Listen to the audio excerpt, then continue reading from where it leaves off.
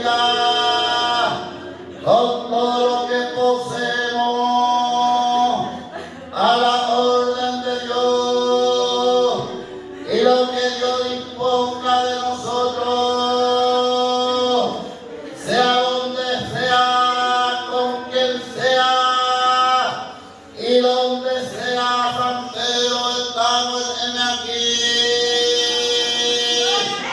para que Dios a través de ti gobierne nuestra vida, porque creemos firmemente que Dios es el que te guía, Dios es el que te hace amar, mirar y pensar, y de que hasta tu respirar es Dios. Por eso hoy nos ponemos una mala orden a lo que Dios diga por nosotros, para que podamos seguir adelante. Hermano Gabriel, entre una carta corta al ungido de Dios.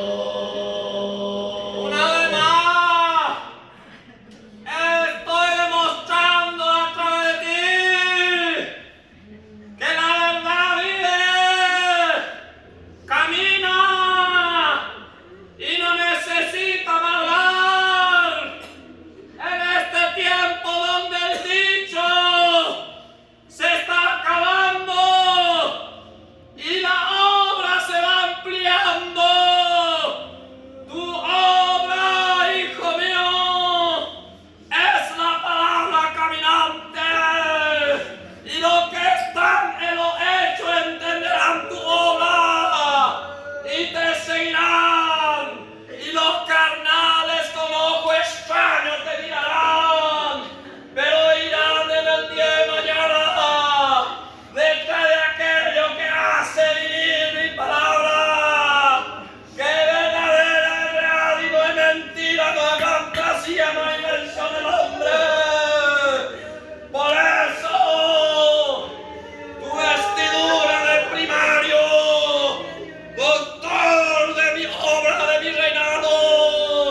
luce ahora y está mirando este grande hospital en espíritu, y mi mano mirará cada doctor, cada doctora, cada funcionario, cada enfermera, y mirará si hay obra de sanidad, dice el Salvador Jesucristo, y eso tú caminarás cada día más y más, y el caminar es lo que vale hoy, porque ya todo tiene que lucir, todo se tiene ya que ver.